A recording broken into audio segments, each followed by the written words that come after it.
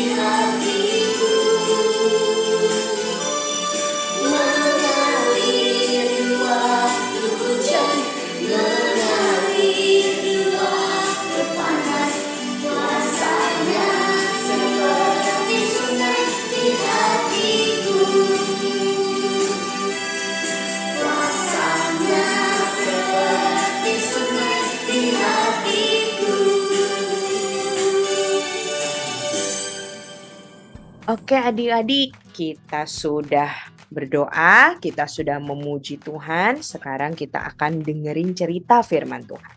Seperti tadi Kak Gaby bilang, minggu ini judulnya memilih hidup takut akan Tuhan. Kita melanjutkan cerita minggu lalu. Ada yang ingat cerita minggu lalu? Minggu ini kita ambil dari 2 Tawarik 23. Seperti biasa, adik-adik tolong baca dulu ya cerita Alkitabnya, baca ayatnya di Alkitab. Buat adik-adik yang belum bisa baca, boleh minta tolong orang di rumah untuk bacain Alkitabnya. Ingat minggu lalu tentang Yosabat yang menyelamatkan Yoas. Nah, Yosabat ini siapa ya? Yosabat ini adalah saudara Raja Ahazia. Raja Ahazia adalah raja terakhir yang memimpin kerajaan pada waktu itu. Tapi karena dia tidak takut akan Tuhan, dia memerintahnya tidak lama. Setelah dia meninggal, mamahnya Raja Ahazia yang namanya Atalia ini membunuh semua anak-anaknya. Bayangin, Atalia membunuh anak-anak dari Ahazia. Ya, Atalia mamahnya Raja Ahazia, jadi omanya membunuh cucu-cucunya. Sehingga anak-anak raja tidak ada yang hidup. Jadi tidak ada yang bisa melanjutkan pemerintahan Raja Ahazia untuk memerintah kerajaan Yehuda saat itu. Tapi harus diingat, dulu sekali Tuhan berjanji bahwa pemerintahan Raja Daud tidak akan terputus. Nah, Raja Ahazia ini adalah keturunan Raja Daud.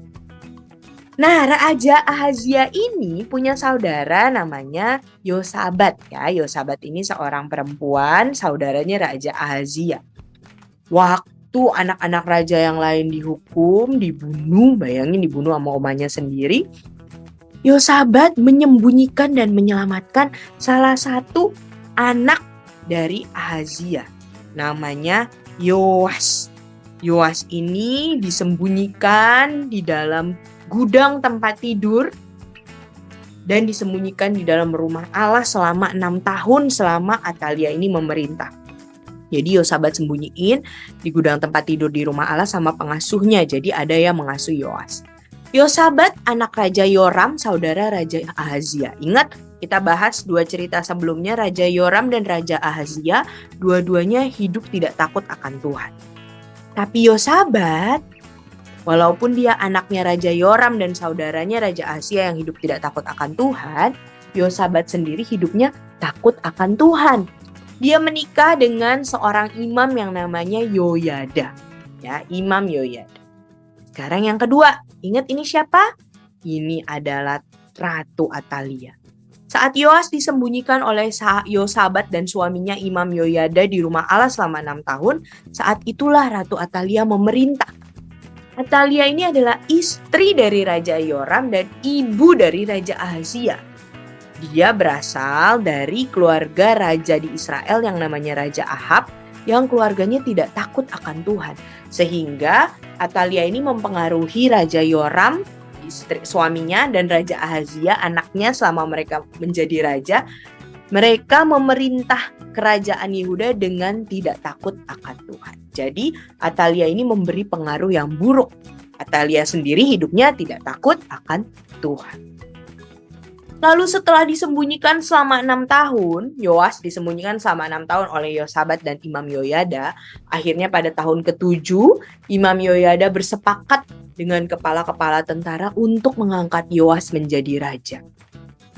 Nah, mereka juga mendapat dukungan dari orang Lewi dan rakyat untuk mengangkat Yoas, keturunan asli Daud, untuk menjadi raja. Lalu penjaga-penjaga dibagi untuk berjaga-jaga di sekitaran Bait Allah tempat Raja Yoas dinobatkan untuk menjadi raja, dibagi untuk menjaga agar acara berjalan lancar dan agar Raja Yoas tetap aman.